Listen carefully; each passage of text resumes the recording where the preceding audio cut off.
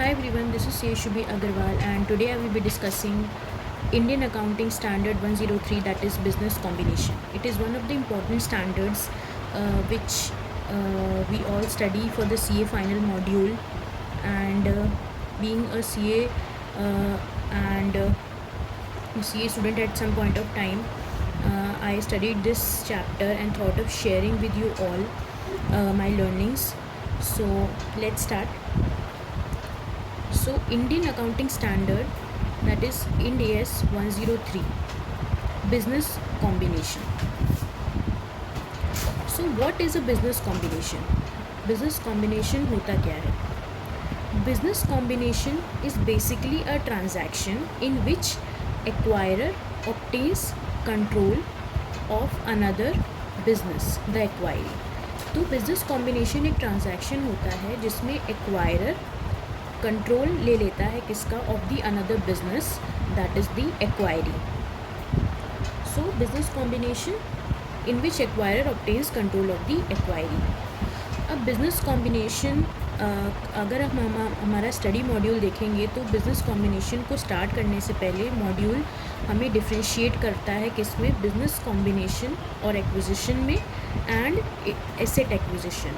तो business combination और asset acquisition दोनों अलग हैं. बिज़नेस कॉम्बिनेशन में हम ये ट्रांजैक्शन होता है जिसमें acquirer obtains the control of the another business, वो बिज़नेस को एक्वायर करता है, और एसेट एक्विजिशन में वो एक एसेट को एक्वायर करता है. तो बेसिकली जो अकाउंटिंग ट्रीटमेंट है दोनों का, that is business combination and asset acquisition, दोनों में डिफरेंसेस हैं. तो these are the major differences which are pointed out in the study module. First is intangible asset including goodwill. Intangible asset और goodwill का क्या ट्रीटमेंट होता है? Business combination में जो इंटैंजिबल एसेट होता है वो रिकॉग्नाइज किया जाता है एट फेयर वैल्यू, अगर वो सेपरेटली आइडेंटिफिएबल है. अगर इंटैंजिबल एसेट हमारा सेपरेटली आइडेंटिफिएबल है, हम उसको सेपरेटली आइडेंटिफाई कर सकते हैं, तो वो हमारा फेयर वैल्यू पे रिकॉर्ड होता है. और गुडविल को हम as a separate asset record करते हैं. लेकिन अगर हम एक्वायर करते हैं a group of assets under Ind AS, तो इसमें क्या होता है, intangible asset it is acquired as a part of the group of the assets and would be recognized and measured based on allocation of the overall transaction with reference to the relative fair value. तो इसको हम कैसे recognise करते हैं? on the basis of an allocation of the overall transaction with reference to its relative fair value. जो भी intangible asset की relative fair value होगी और जो हमारा overall transaction का cost होगा, उसके बेसिस पे हम रिलेटिव फेयर वैल्यू के बेसिस पे उसको एलोकेट करेंगे. इससे रिलेटेड हमारे पास एक इलस्ट्रेशन भी है, how to allocate, that we will see later. और जो गुडविल होती है, in case of acquisition of group of assets, goodwill is not recognised. So basically these are the two definition. इसमें गुडविल रिकॉग्नाइज होती है, इसमें नहीं होती है. इसमें intangible asset recognise at fair value, और इसमें ऑन द बेसिस ऑफ, इसमें हम रिकॉग्नाइज एंड मेजर करते हैं on the base of the allocation of the overall transaction with reference to the fair value. अगला आ जाता है हमारा ट्रांजैक्शन कॉस्ट. बिजनेस कॉम्बिनेशन के केस में acquisition cost including the stamp duty, जो भी हमारा एक्विजिशन कॉस्ट होता है, are expensed in the period in which such cost are incurred. उसको जिस पीरियड में वो कॉस्ट इनकर होता है उसी पीरियड में हम उसको एक्सपेंस कर देते हैं, और उसको they are not considered as part of consideration transfer. उसको हम ये जो एक्विजिशन कॉस्ट होता है, इसको as a part of consideration transferred हम नहीं मानते हैं. तो जब हमने एक्वायर किया तो हमने एक्विजिशन कॉस्ट को एक्सपेंस कर दिया, तो उसको हमने कंसिडरेशन का पार्ट नहीं माना. लेकिन अगर हमारा ये acquisition of group of asset है, तो उसमें ट्रांजैक्शन कॉस्ट जो होती है कैपिटलाइज हो जाती है as a component of cost of asset acquired.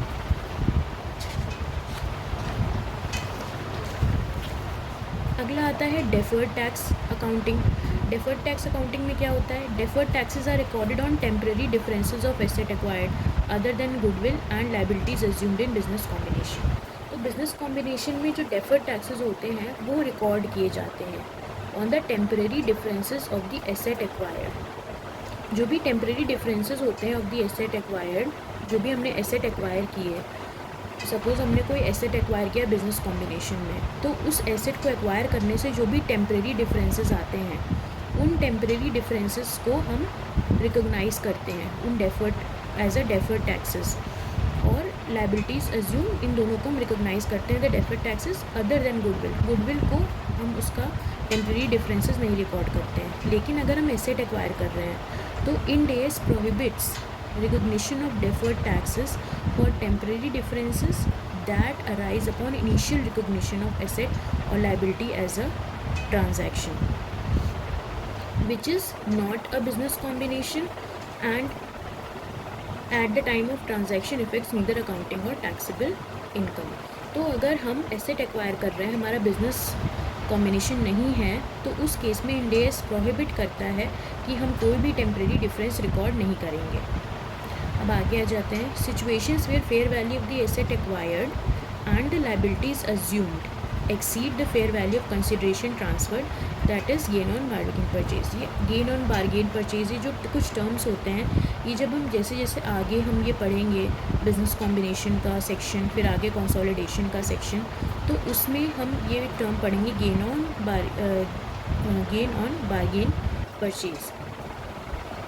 तो बेसिकली जब हम इसमें क्या होता है, जब जो fair value of the asset acquired and liabilities assume, जब हम जो फेयर वैल्यू ऑफ एसेट को एक्वायर करते हैं और लाइबिलिटी अज्यूम, वो एक्सीड कर जाता है fair value of the consideration से। अगर कंसिडरेशन से एक्सीड कर जाता है तो गेन ऑन बार्गेन परचेज होता है, अगर वैसा वर्सा होता है तो गुडविल होता है। तो इन सिचुएशन में क्या होता है, if fair value of the asset acquired plus liabilities assumed is greater than the fair value of the consideration transferred plus the amount of non-controlling interest in fair value of the acquired previously held equity interest in the acquiree, a gain is recognized by the acquirer in OCI and accumulate the same in equity as capital reserve। तो ये treatment है, ये जैसे जैसे हम आगे जाएंगे और क्लियर होगा। इसमें ही बोल रहा है कि अगर fair value of the asset acquired and liabilities assumed is greater than the fair value of consideration, तो हम इसको बार्गेन परचेज रिकॉर्ड करते हैं, और जो ये गेन होता है ये हम OCI में रिकॉर्ड करते हैं और उसको एक्यूमुलेट करते हैं at the same time in the equity as capital reserve. अब the asset acquired plus liabilities assumed using allocation of fair value of the consideration transferred based on relative fair value is as a result no gain is recognized for a bargain purchase। अब जो हम ये asset acquisition करते हैं, जो business combination नहीं होता है, इसमें the asset acquired plus liabilities assume is measured using allocation of fair value of consideration transferred. इसमें हम एलोकेट कर देते हैं जो भी हमारी measured using allocation of the fair value of consideration transfer based on relative fair value।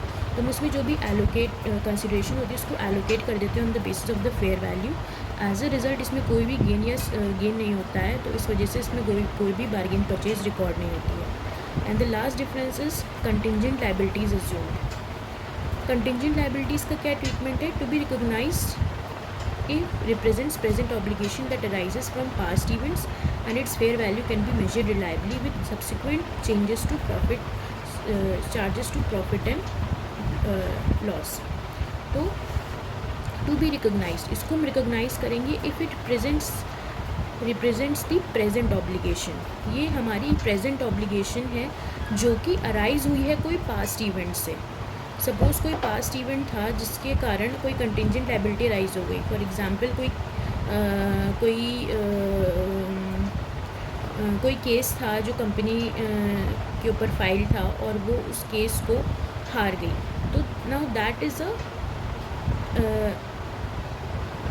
Event, that is past event, और उसके बेसिस पे हमारी प्रेजेंट ऑब्लिगेशन खड़ी हो गई कि हमको उसको पे करना है। So if to be recognized if it represents present obligation that arises from the past event।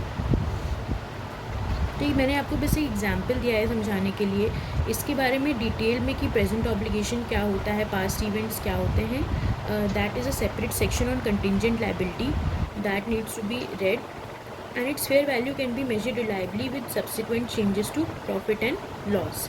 तो जो फेयर वैल्यू होती है that can be measured reliably with subsequent changes to profit and loss. तो इसमें हम रिकोगनाइज करेंगे contingent liability अगर it represents present obligation that arises from past event, और इसमें हम कोई भी कंटिंजेंट लायबिलिटी को रिकॉर्ड नहीं करेंगे। अब इससे रिलेटेड एक इलस्ट्रेशन देखते हैं तो चीज़ें क्लियर हो जाएंगी। ये इलस्ट्रेशन दिया हुआ है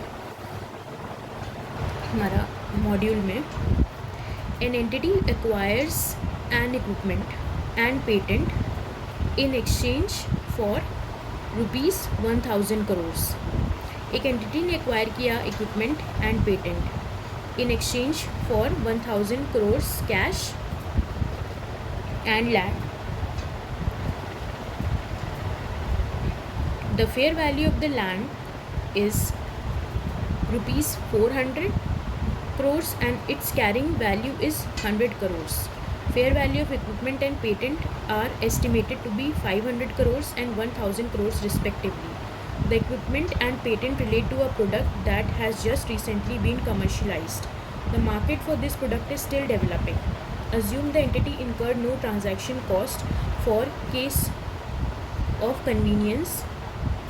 For ease of convenience, the tax consequences on the gain have been ignored. State how the transaction will be accounted for.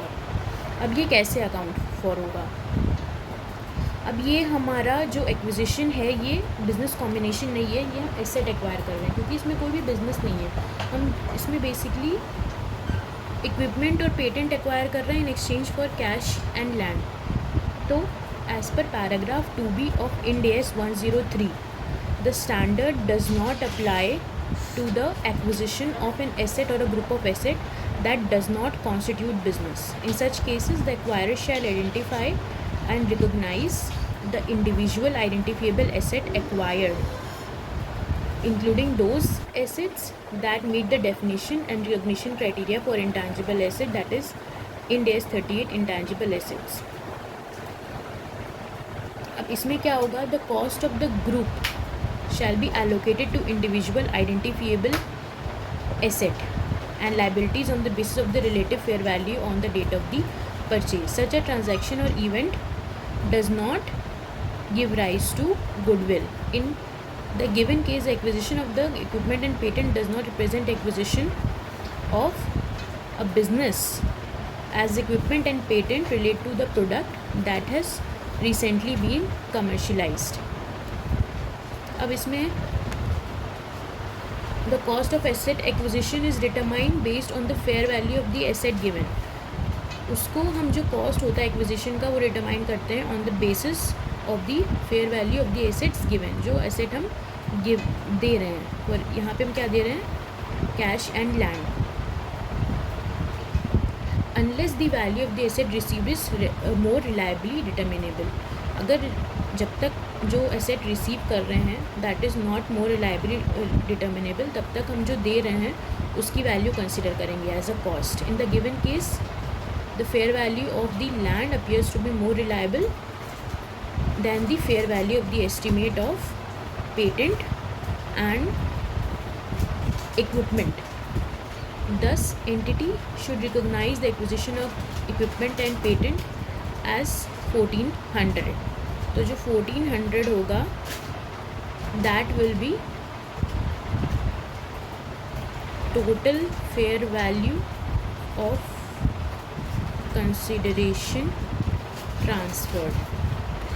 तो fair value of consideration given.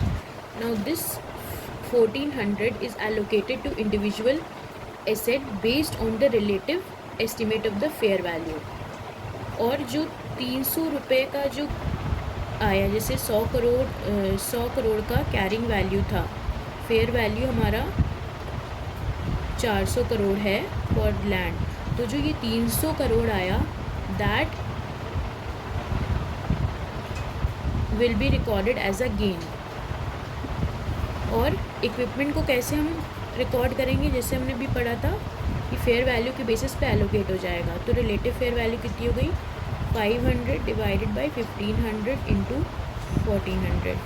500 is the cost of the patent divided by the total which is given 500 plus 1000, that is 1500 into 1400, that comes to 467 crores. And patent का कितना हो जाएगा, 1000 divided by 1500 into 1400, that comes to 933 crore. तो हमने उसको relative fair value के basis पे divide कर देते हैं. इक्विपमेंट के हम रिकोगनाइज़ करेंगे इतने पे और पेटेंट हम रिकोगनाइज़ करेंगे इतने पे. अब ये हमारा हो गया था कि बिजनेस कॉम्बिनेशन और एसेट एक्विजिशन में डिफरेंस. अब आ जाते हैं मेन टॉपिक पे, दैट इज़ इंड AS 103, जो कि यहाँ से स्टार्ट होता है. तो what is the scope under Ind AS 103? This Ind AS applies to a transaction और other events that meet definition of business combination. जो बिज़नेस कॉम्बिनेशन की डेफिनेशन को मीट करता है. हमने क्या बोला था, अगर एक एक्वायरर एक्वायरी का बिजनेस को एक्वायर कर रहा है, that is known as business combination. अभी किस में अप्लाई नहीं होगा, that is it will not apply to the formation of joint arrangement. अगर फॉर्मेशन ऑफ जॉइंट अरेंजमेंट हो रहा है, then this Ind AS 103 will not apply. Acquisition of an asset और group of asset that does not constitute a business, that is it is asset acquisition. अगर asset acquisition है तो ये business combination में नहीं आएगा. अब डेफिनेशन ऑफ बिजनेस कॉम्बिनेशन देखते हैं. Under Ind AS 103, business combination occurs when entity obtains control of a business. जब एक एंटिटी एक बिजनेस का कंट्रोल ऑब्टेन कर लेती है by acquiring the net asset और एक्वायरिंग सिग्निफिकेंट इक्विटी इंटरेस्ट, तब बिजनेस कॉम्बिनेशन अकर होता है. लेकिन इसके अलावा भी मेथड है जिससे वो एक कंट्रोल एक्वायर कर सकती है. For example, an entity can obtain control of a business by contract only, in which case the acquirer would neither have acquired net asset nor equity interest. In such a case, while preparing balance sheet, controlling interest is 0 and non-controlling interest is 100. तो ये भी एक method है जिसमें contract basis पे वो acquire कर सकती है. अभी इसको आप इग्नोर करो, इसको देखो मेन कि जब entity obtains control of the business तो बिजनेस कॉम्बिनेशन अकर होता है. तो जो टू एलिमेंट्स हैं for a transaction to be called a business combination, वो क्या है?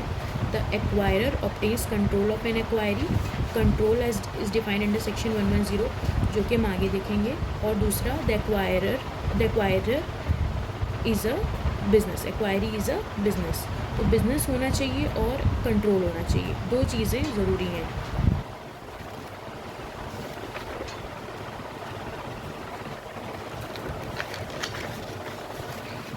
Last topic for the day. अब acquirer might obtain control of an acquiree in a variety of ways. बहुत तरीके हैं जिससे एक्वायरर एक्वायरी पे कंट्रोल ले सकता है, जैसे बाय ट्रांसफरिंग कैश इक्विवेलेंट्स और other assets including net assets that constitute business, by transferring cash equivalents और other assets, by incurring liabilities, by issuing equity interest, by providing more than one type of consideration, और with transferring consideration including by without transferring consideration including by contract alone. तो ये सारी veg है जिससे कि acquisition हो सकता है. अब इसके नेक्स्ट जो वीडियो बनाऊंगी मैं, उसमें I will cover business elements of business क्या होते हैं, और फर्दर हम जो अपना ये टॉपिक है बिजनेस कॉम्बिनेशन में, इसमें मूव करेंगे. Thank you so much for watching.